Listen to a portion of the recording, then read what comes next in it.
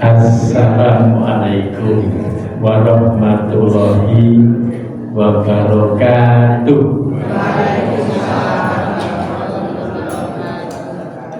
Alhamdulillah wa syukurillah.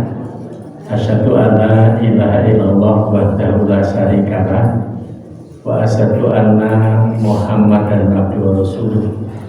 Allahumma sholli ala Muhammad wa ala ali Muhammad. Bapak Ibu yang dirahmati Allah, selalu diingatkan hidup ini tidak yang kebetulan. Semua inilah atas izin Allah. Kita bisa melanjutkan kajian ini juga atas izin Allah. Betul? Cara hidup bahagia dalam keluarga kita urutkan: 1. Hiduplah dalam kesederhanaan. 2. Mampu mengendalikan respon. 3. Punya kekuatan bersyukur. 4. Memaafkan dalam rangka melepaskan beban. 5. Fokus pada proses bukan hasil. Ini sudah kita kaji beberapa saat sebelumnya. Yang sekarang adalah agar bahagia itu berinvestasi dalam diri. Misalnya, nikah itu butuh persiapan nggak? Ya. Siap nopo? Siap kegawalan. Jadi selain siap materi juga siap mental, Nah, kita kaji ini. Berinvestasi dalam diri agar keluarga bahagia pasti punya persiapan. Allah juga firmankan, ya ayyuhalladzina amanu taqullah wal tanzur nafsum ma qaddamat lighad wattaqullah innallaha khabirum bima ta'malun. Wahai orang yang beriman, bertakwalah kepada Allah dan hendaklah setiap diri memperhatikan apa yang telah diperbuatnya untuk hari esok. Para mufassirin menafsir hari esok ini ya hari esok dunia maupun akhirat. Masa depan dunia dalam konteksnya keluarga, apa yang akan dibawa dalam memasuki jenjang pernikahan.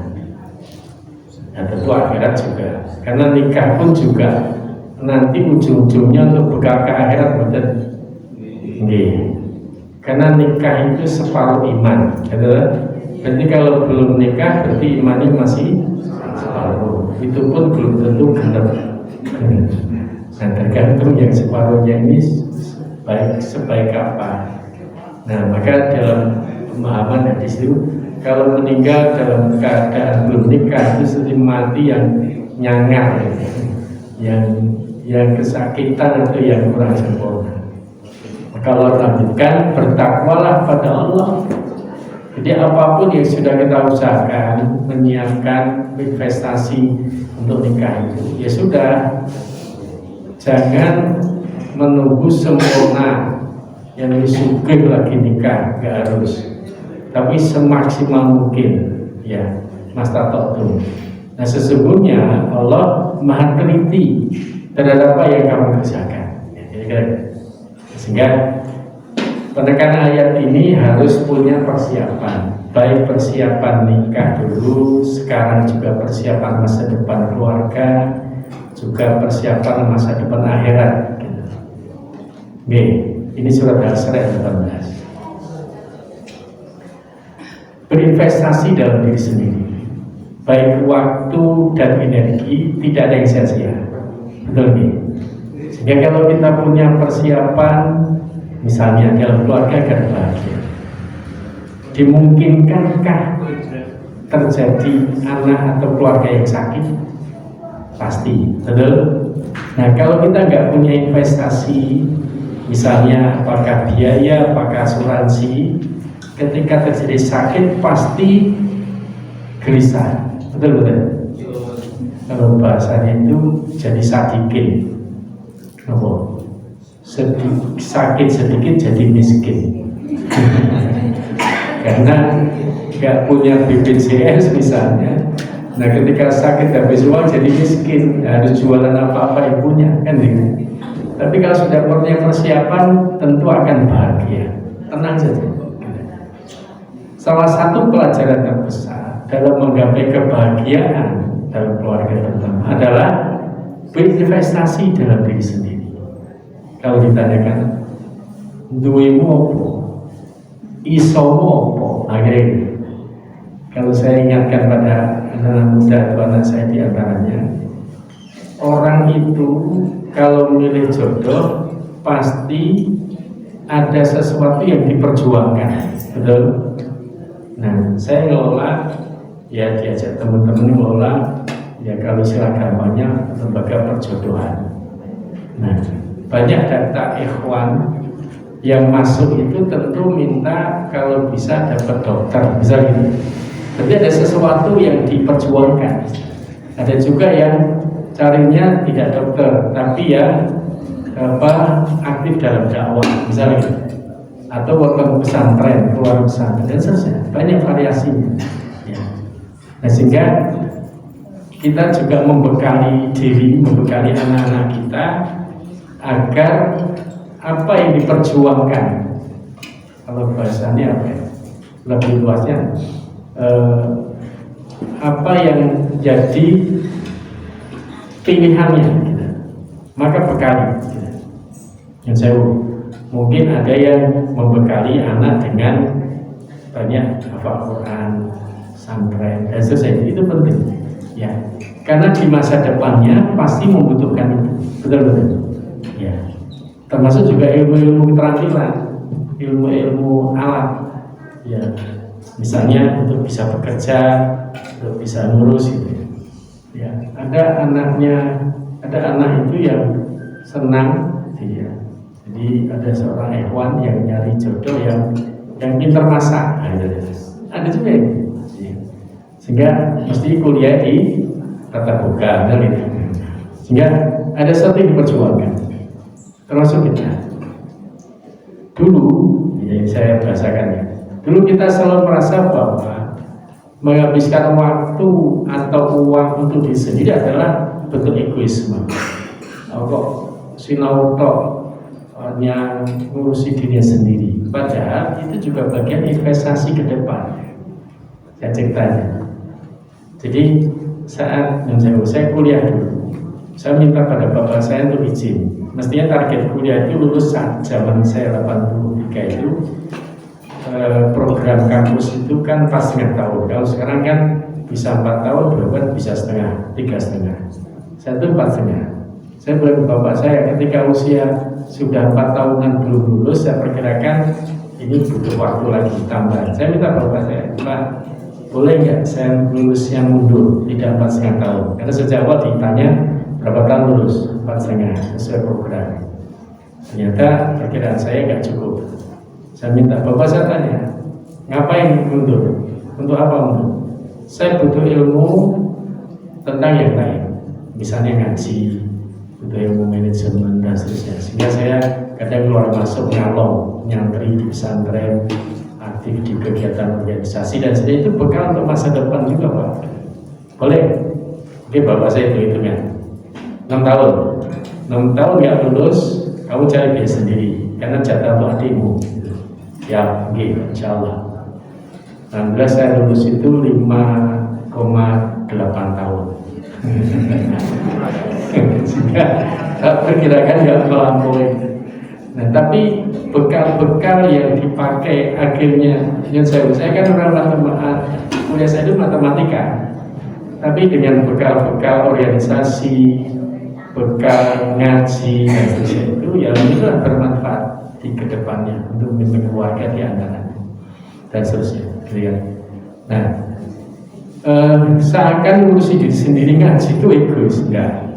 Menghabiskan sebagian besar waktu kita untuk bekerja, membantu orang lain, atau mengejar tujuan yang kita pikirkan penting, tetapi seringkali mengabaikan diri sendiri.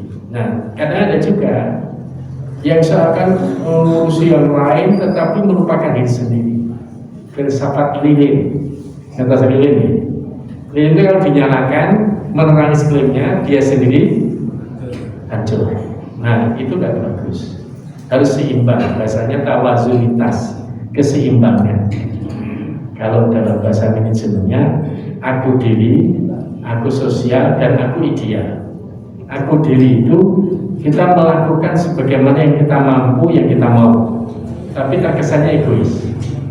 Tapi aku sosial, aku mengerjakan sesuatu yang diperlukan orang lain, terkenalnya sosialis. Nah, mestinya aku ideal itu saya melakukan apa yang saya perlukan dan untuk bermanfaat bagi orang lain. Sehingga yakin anak-anak kita misalnya sekolah ataupun belajar itu berguna untuk dirinya sendiri atau juga untuk orang lain. Dua-duanya, betul ya? Nah, kira-kira.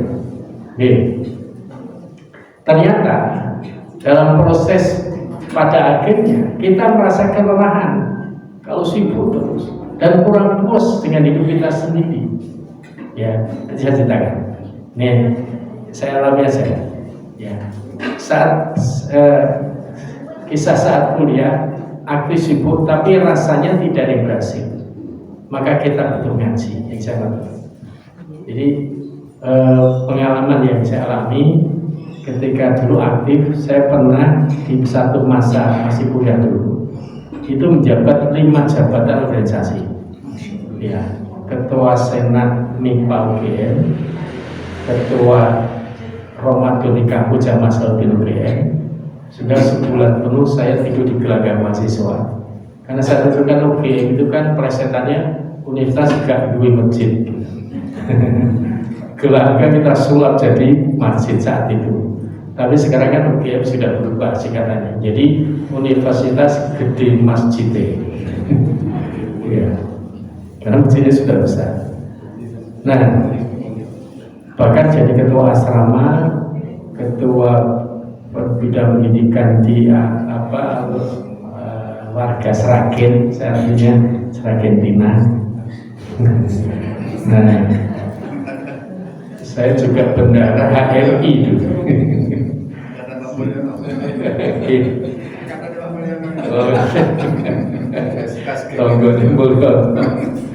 Iya. Nah, di masa itu setelah lulus saya itu merasa sibuk tapi gak ada yang berhasil. Saya itu, ya, bekal untuk mau kuliah untuk kerja itu ya mungkin sudah dipandang sudah cukup, tapi saya merasa ini nggak ada satu yang berhasil dari sisi pemahaman agamanya dan seterusnya. Sampai saya dulu tuh ngajar itu ditawari sebenarnya karena saya aktivis dan seterusnya dengan dosen yang ditawari untuk ngajar di UGM. Saya bilang nggak mau, paling nanti jadi anak buahnya dosen-dosen saya dulu. Nah, saya kira milih di UAD dulu di Muhammadiyah. Ya. Nah, pikiran saya akan mengaplikasikan ilmu saya matematika di kampus Islam itu agar dapat santunan agama. Harapan saya, ternyata ya ada sih, tapi nggak seberapa yang diharapkan. Akhirnya saya justru ngaji. Ini bekal, maksud saya bekal ilmu yang diperlukan. Dan bahkan akhirnya saya di kampus itu juga sering isi pengajian. Maunya saya dulu masuk ikut Muhammadiyah, sekarang jadi UAD itu akan bisa dapatkan pengajian, tapi akhirnya juga ngaji bekal-bekal yang sudah ada. Meskipun secara luar hidup kita itu terlihat baik-baik saja, misalnya lulus ya baik-baik saja, tetapi ada kekosongan dalam dirinya. Ya. Nah, saat itu kita mulai merasa kehabisan energi. Ya sama, ketika kita bekerja, mungkin ibu-ibu di rumah itu kan kesibukannya itu kan luar biasa. Nah, sehingga nggak pernah berhenti ibu-ibu. Ya. Nah sama jawab itu. Nah, seakan kelelahan. Baru kita sadar bahwa kita telah mengabaikan hal yang penting. Apa? Diri kita sendiri. Nah, kita butuh investasi diri sendiri. Bekal apa, keterampilan apa yang diperlukan? Misalnya bapak-bapak, ya mau tidak mau nanti akan ada persoalan tentang rumah tangga, misalnya listrik konslet atau masalah air mampet, misalnya saluran bocor atau mampet dan sebagainya. Nah, Kalau kita nggak membekali diri, nanti akhirnya kita sangat tergantung pada yang lain. Betul? Ya. Nah, tapi secara psikologis gitu. Ini suami istri. Laki-laki itu banyak mikir atau merasakan? Mikir. Kalau perempuan banyak merasakan atau banyak bicara?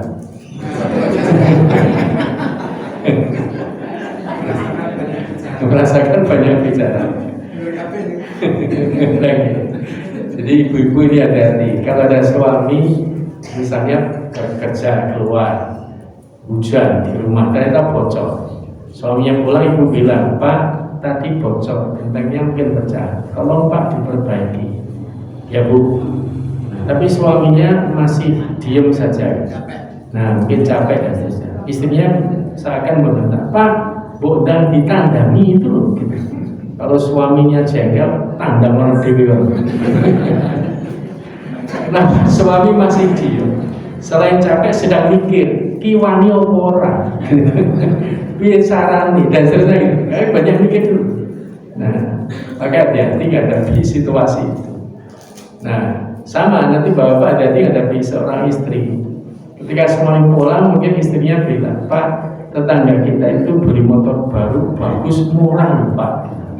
Nah, ini nanti jawab ben. Nah, tapi kalau suaminya rasanya ingin peduli, ibu pengen kok. Enggak, ibu itu hanya cerita saja. Bapak nggak usah tanggapi.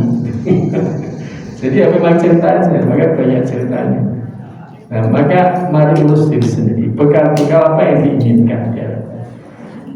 Nah, maka kita harus memutuskan untuk mulai berinvestasi dalam diri kita.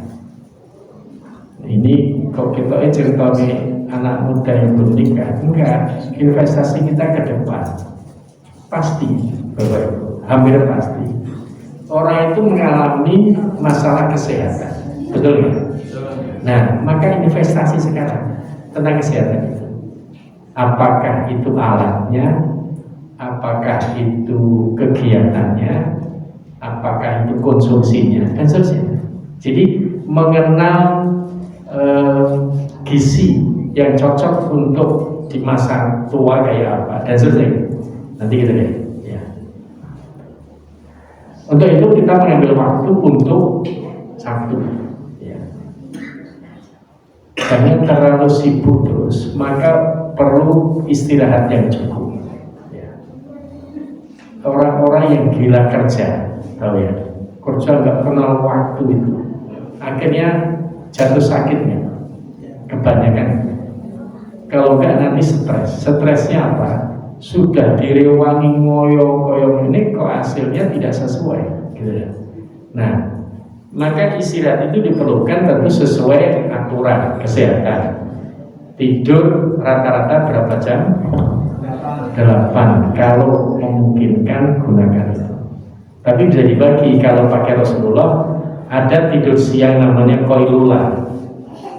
Rata-rata 1 jam sebelum duhur, atau ada juga mengatakan setelah duhur, untuk persiapan sholat malam. Ya, nah kalau malam bisa diatur. Kalau kita kaji Rasulullah itu tidur rata-rata jam 9 atau maksimal 10. Tapi bangunnya jam berapa? Jam 2, jam 3 paling enggak. Kan gitu kan? Nanti sholat tahajud dan seterusnya. Nah, menjelang subuh biasanya Rasulullah sempat tiduran kira-kira ya 15-20 menit ya. Rata-rata Bapak Ibu kalau kita pahami tadi, ketika tidurnya bangunnya masalah jam 3 saja. Nanti kira-kira kalau nggak tidur terus jam 10-11 sudah masanya ngantuk ya. Tapi masalahnya kalau ngantor ini jadi masalah ya, kan nggak mungkin tidur di kantor ya. Nah, maka perlu diatur. Bisa juga selama tidak dalam larangan.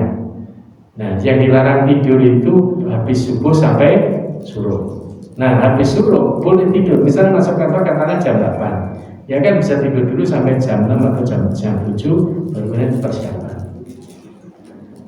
Nanti ada penjelasan ayat itu ya, yang mengingatkan pada kita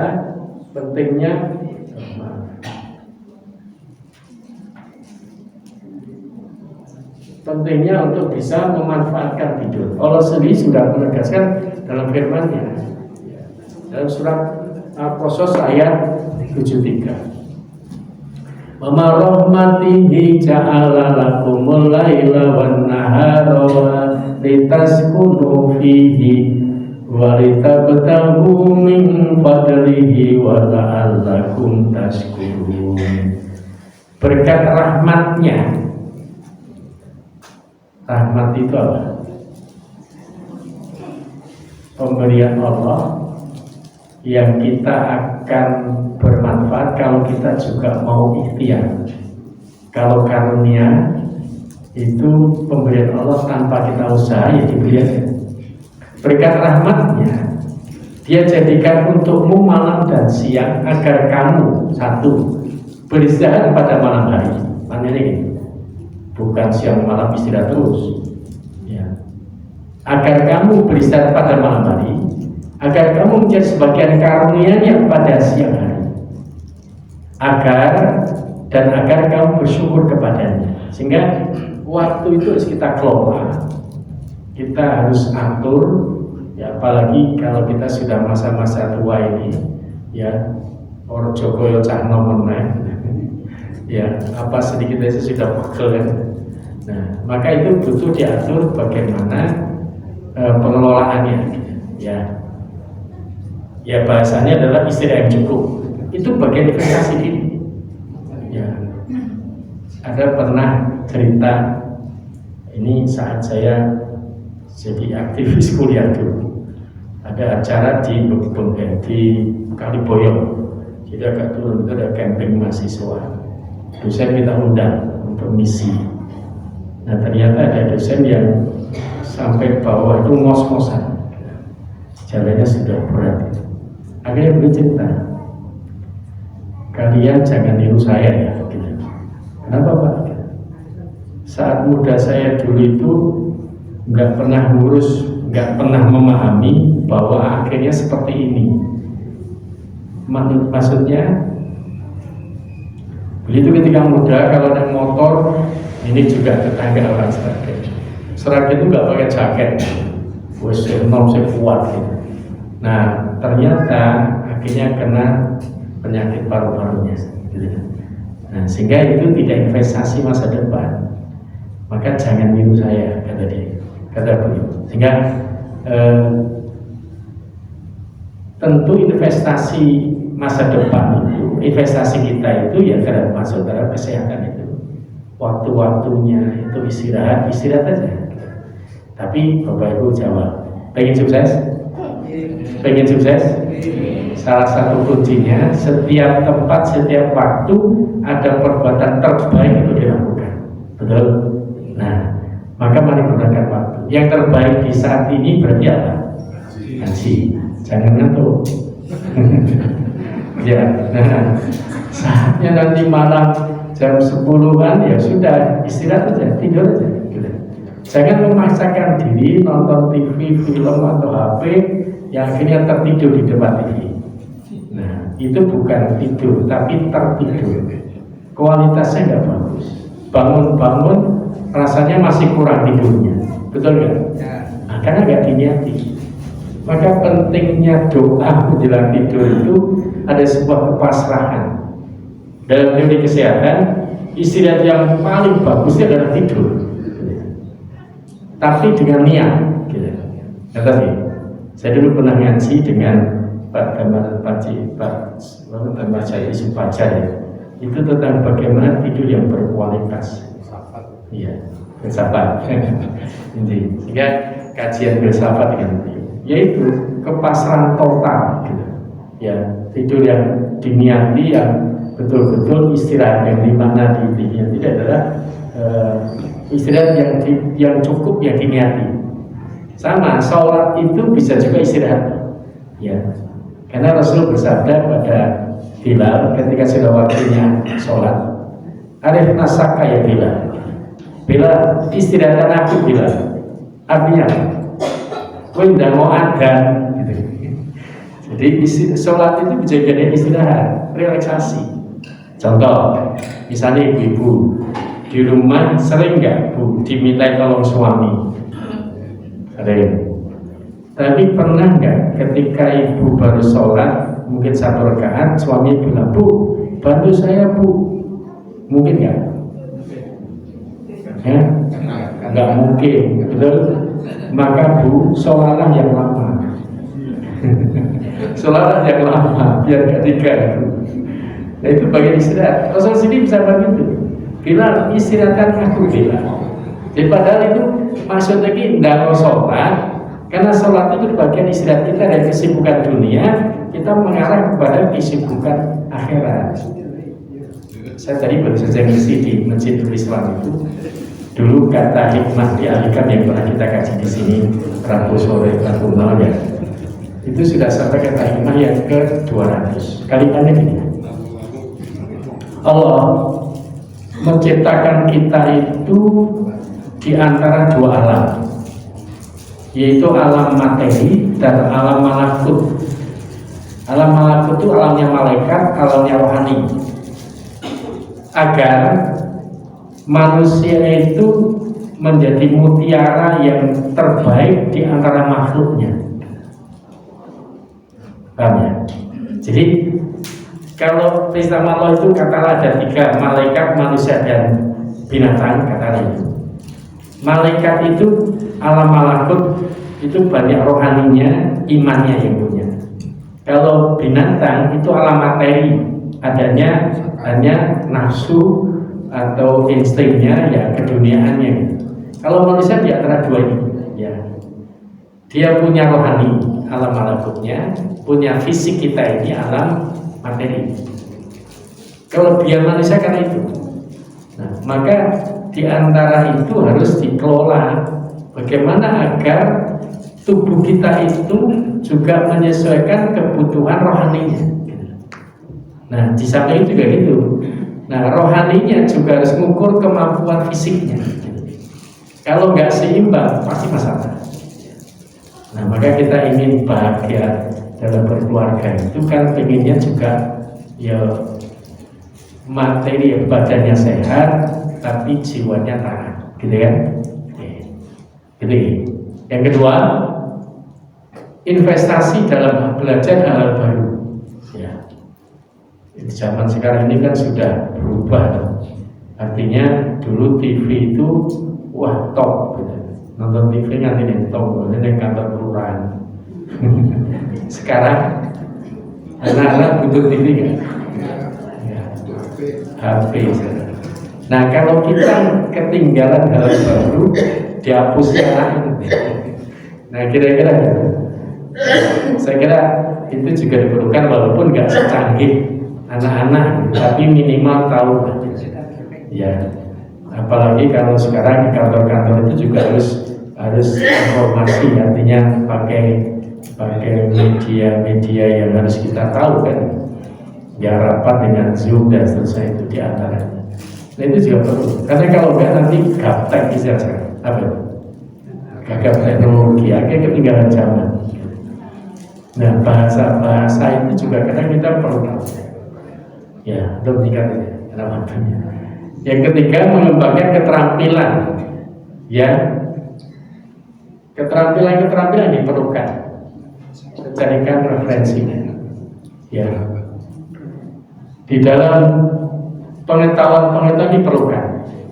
Allah firmankan dalam surat At-Taubah 122. Semakana mu'minuna liyanfiru kafah falaula nafaru min kulli firqatin minhum ta'ifah liyatafaqahu fid-din waliyudhiru qaumahum idza raja'u ilaihim la'allahum yahdharun.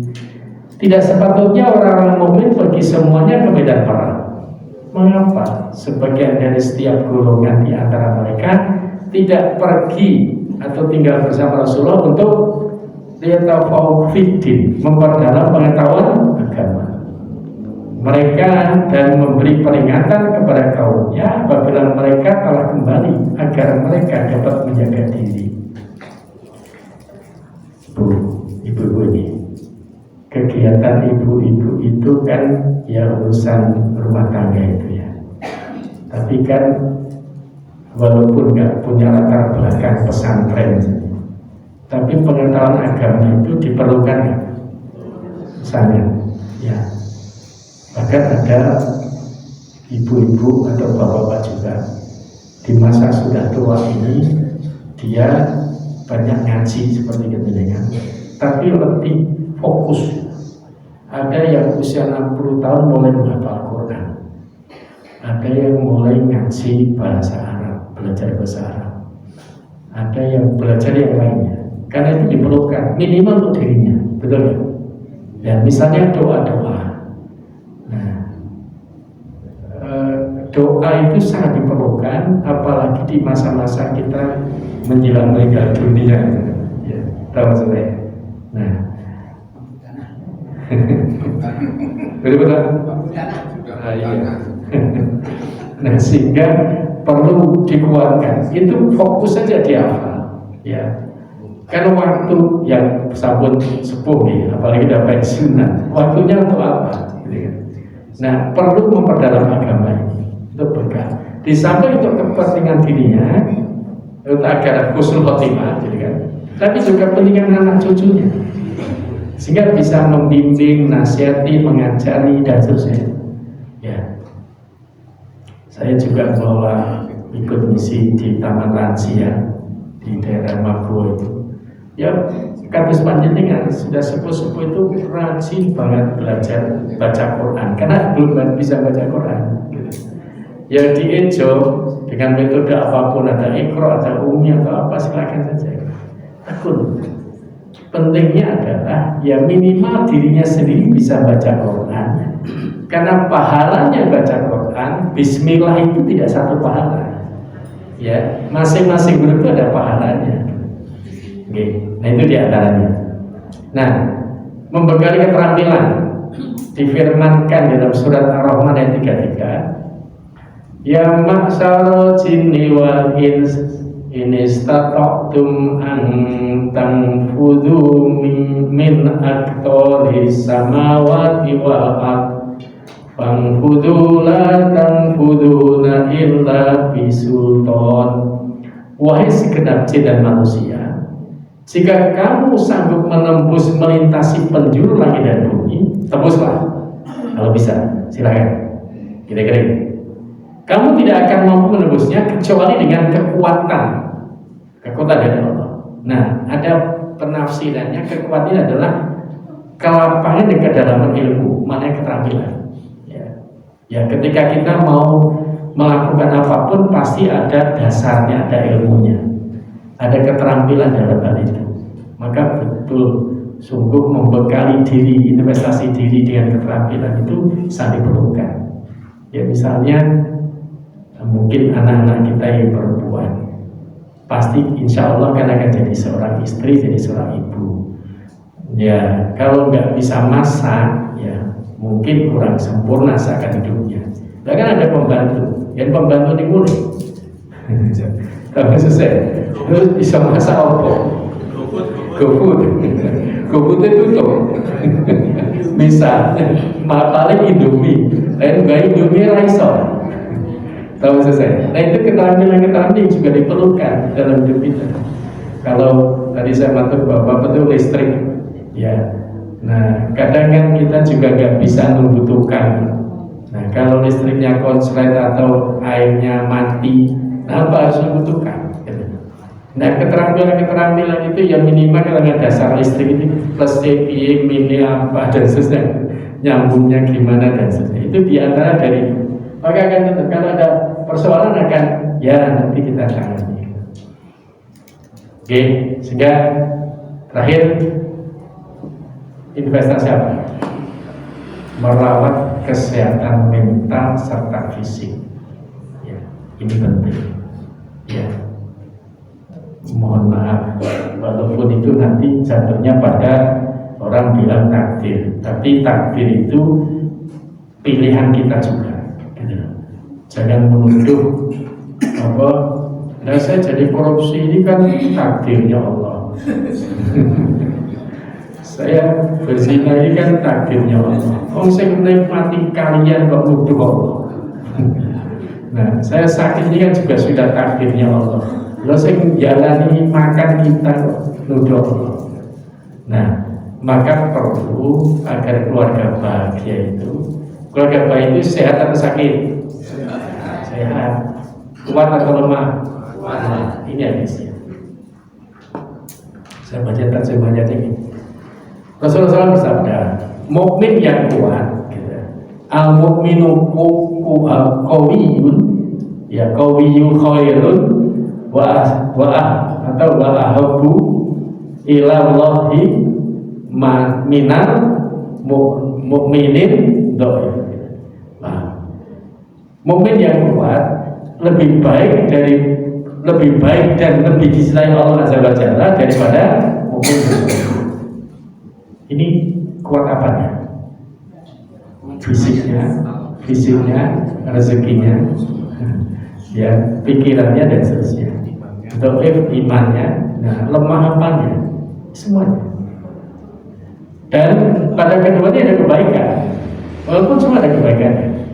Sesungguhnya bersungguh-sungguhlah untuk mendapatkan apa yang bermanfaat bagimu. Ini bekal. Jadi bersungguh-sungguhlah untuk mendapatkan apa yang bermanfaat bagimu. Sehingga ini ketika saya dulu kuliah di matematika itu, saya belajar selain agama kemudian psikologi. Ketika ada seminar psikologi saya itu ditanya oleh teman, ngapain itu? Ya, besok saya akan jadi orang tua, suami, atau mungkin bekerja, membutuhkan ilmu-ilmu itu. Karena nggak mungkin anak saya nangis diajak, dik dihitung-hitung ini loh. Kan nggak mungkin, ya. Nah, maka bekali gini. Ini maksudnya investasi dalam keluarga itu, ya apa yang diperlukan sebagai Rasul bersabda tadi. Bersungguh-sungguhlah untuk mendapatkan apa yang manfaat bagimu, dan mintalah pertolongan pada Allah agar dalam segala urusanmu, serta jangan sekali-kali kau merasa lemah. Apabila engkau tertimpa musibah, janganlah engkau berkata, seandainya, nah ini orang mengandai-andai, seandainya aku berbuat demikian, tentu tidak akan begini dan begitu. Tetapi tidak itu. Tapi katakanlah, ini telah ditakdirkan Allah. Dan Allah berbuat apa saja yang Dia kehendakinya, karena ucapan seandainya akan buka pintu perbuatan setan. Jadi terjadinya masa depan kita di masa tua itu ada nggak hubungan masa mudanya? Nah, kira-kira kalau pola makannya tidak sehat, ya tahu sendiri nanti akhirnya kayak apa. Kalau pola kesehatannya juga nggak bagus, tanpa olahraga dan sebagainya, apa nanti jadi? Ya. Baik, lanjutkan sampai waktunya. Berinvestasi dalam diri sendiri bukan hanya soal menghabiskan uang, tapi juga soal menyediakan waktu dan perhatian pada kebutuhan pribadi kita. Satu, misalnya ini, kita mengambil kursus online untuk memperdalam pengetahuan. Dan istri saya itu ternyata ikut hafalan Quran online. Dia harus setoran gitu, restoran dicek dan seterusnya. Ya kadang juga ikut belajar bahasa Arab tapi online. Nah, ada nggak itu? Bisa kan? Nah, kira-kira itu mudah. Nah, daripada nggak ada kegiatan bengong malah gaweane nyengeni bojone wae. Yang kedua, mulai rutin berolahraga. Ya, itu investasi kita. Ya. Jangan kemudian karena kesibukan lupa olahraga, nanti akhirnya ya menjadikan ngaji tentang olahraga. Kebutuhan ke depan itu butuh penguatan otot, ya, sehingga banyak gerak. Istri saya itu kena OA, osteoporosis, gitu ya, atau osteoartritis, ya. Nah itu sampai dengkulnya itu lututnya sudah disuntik 2 kali, Pak, ya. Karena sakit nyeri jalan dan seterusnya, sholat aja duduk, disuntik ya enak, tapi 3-6 bulan sakit lagi, suntik lagi. Karena sekali nyuntik itu 1,5 juta minimal, karena nggak bisa di cover BPJS. Nah itu dokter saraf yang mengatakan. Ternyata akhirnya cari alternatif. ke dokter tulang. Nah ternyata dokter tulang hentikan, nggak boleh suntik. Ya. Nah itu bisa diproduksi sendiri dengan apa? Gerak, banyak gerak. Nah, sekarang udah aktif banget. Nah gerak yang sederhana adalah di antara yang jauh tanpa bermasuk yang lain, yoga. Maka isinya sekarang online dengan lihat di YouTube itu TV pakai olahraga dipandu dengan yoga itu, walaupun kadang ada coachnya, ada yang membimbing dan sebagainya. Nah itu bisa kita lakukan sebelum terjadi terlambat, betul nih? Nah itu manifestasi ada. Nah kita juga sangat ya untuk hindari. Semoga kita tidak Allah izin tidak jadi tua tapi sakit-sakitan itu. Ya kan rasanya kasihannya gitu. Ya kalau itu terjadi mungkin sudah ya takdir. Yang ketiga, mari meluangkan waktu untuk membaca buku dan memperkaya pikiran kita. Penelitian terjadi untuk mengurangi kepikunan, banyak baca buku, banyak baca Quran. Karena ketika baca Quran itu kalau nggak konsen pasti salah, betul? Yeah. Nah, karena harus ketemu antara makrotnya, antara ya aturan-aturan itu, tajwidnya dan seterusnya itu kan. Nah, maka biasakan baca Quran, bukan sekedar untuk kesehatan, tapi itu juga sebuah amal soleh, ya pahalanya. Itu penting, ya luangkan waktu itu. Ya buku apapun, tentu terutama apalagi dikuatkan tadi. Buku agama, buku menguatkan kepribadian, buku olahraga dan seterusnya itu sehingga dilaksanakan. Baik, semakin kita meditasi dalam diri kita, semakin kita merasa perubahan yang positif. Kita jadi lebih produktif, lebih bahagia. Apa yang diperlukan kita punya, kita bisa. Dan lebih mampu menghadapi tantangan hidup dengan cara yang lebih sehat.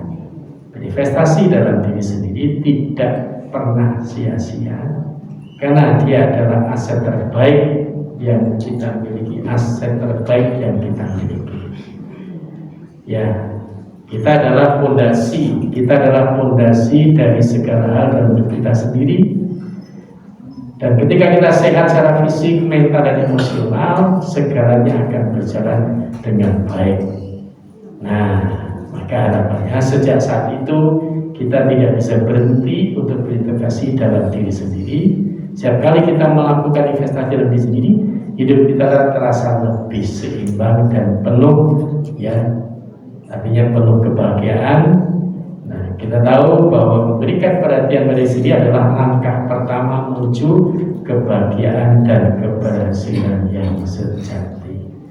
Aku tadi pun mengatakan, cekap, betul Pak. Kalau ada, moga Pak. Terima kasih. Assalamualaikum warahmatullahi wabarakatuh. Waalaikumsalam. Pak Sinten biar kenal ya. No Prasetyo. Saya komentar sedikit Pak. Pak Suki itu dulu anggota DPR dan sering memuji saya. Dan ternyata nasibnya sama istrinya loh. Nasibnya sama, tapi sekarang ya sudah sembuh, alhamdulillah. Saya ingin tadi ada penjelasan surat Taubah kalau salah. Yang satu berperang, yang satu mengaji. Itu saat usia saya sudah tua ini, dulu saya tulis masjid juga oleh Masjid Sagan juga khotbah di berbagai tempat, tapi sekarang saya lebih banyak